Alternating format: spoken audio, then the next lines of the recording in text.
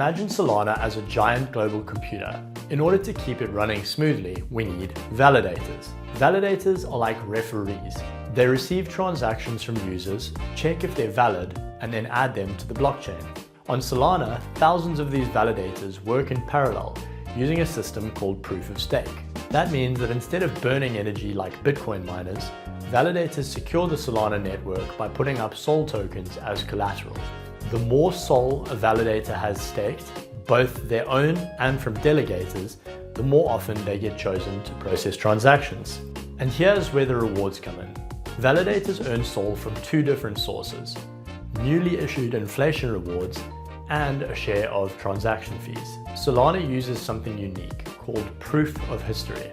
Proof of history is a cryptographic clock that timestamps events automatically. This allows validators to process tens of thousands of transactions per second without confusion or waiting around. Validators keep Solana fast, cheap, and decentralized.